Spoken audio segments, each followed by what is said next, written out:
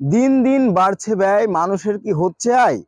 মানুষ আগে যে অর্থটা বিজনেসে ইনভেস্ট করত, কৃষিতে ইনভেস্ট করত, সে অনুযায়ী কিন্তু তাদের লভ্যাংশ হচ্ছে না। তাই বিপুল পরিমাণ মানুষ হতাশ। আর এই হতাশার ফলে তারা বাংলাদেশ ছেড়ে বিদেশ পাড়ি দিচ্ছে। বাংলাদেশের স্বনামধন্য ইউনিভার্সিটির যেসব ছাত্রছাত্রী আছে তারা কিন্তু পড়াশোনা শেষ করে বাংলাদেশে আর তারা থাকতে চায় না। তারা ইউরোপ আমেরিকায় সেটেল হতে চায়। কেন? বাংলাদেশের কালচার তাদের পছন্দ হয় না, বাংলাদেশের আইন নিয়ম কানুন তাদের পছন্দ হয় না। অনেক সৎ মেধাবী মানুষ কিন্তু বাংলাদেশ ছেড়ে চলে যাচ্ছে। এটা আমাদের জন্য অনেকটাই ব্যর্থতা। আমরা সুদ করে মাংস খাওয়া লোক, যার ফলে আমাদের উন্নতি হয় না। তাই সুদকে না বলুন, বাংলাকে ডেভেলপ করুন।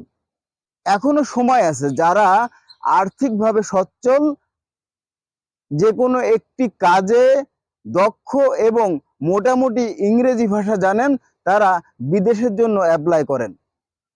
না হলে আপনার ভবিষ্যৎ কিন্তু একেবারে ধূলিসাৎ অন্ধকার। এটা হচ্ছে রিয়েলিটি। আমাদের ব্যবহারযোগ্য ডলার আছে হচ্ছে 13 বিলিয়ন। আসছে সামনে বাজেট। এই বাজেটে আবারও সেই ধার কর্জ করে পূরণ করা হবে আমাদের আগামী অর্থ বছরের চাহিদা।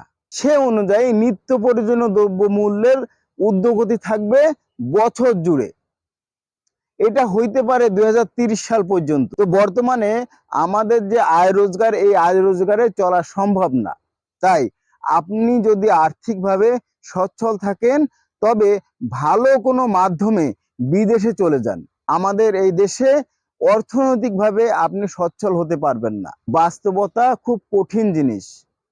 অনেক মানুষ আছে যারা টাকা আছে কিন্তু ব্যবসার কোনো ওয়ে পাচ্ছে না, তারা বিদেশ যেতে পারেন।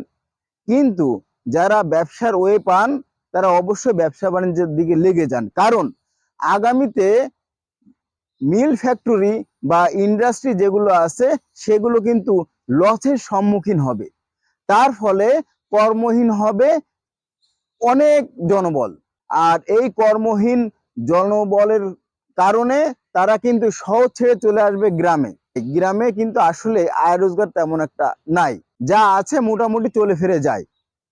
আপনারা কিছুদিন আগে টেলিভিশনে দেখেছেন যে শহরের থেকে গ্রামের খরচ খরচাটা বেশি।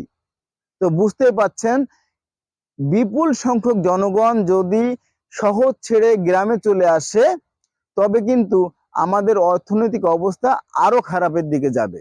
নিজে কিভাবে সচ্ছল হবেন, নিজে কিভাবে সফল হবেন, প্রয়োজনে একেবারে নিম্ন স্তরের কাজ করুন, তবু সেটা যেন স্বাধীন হয়।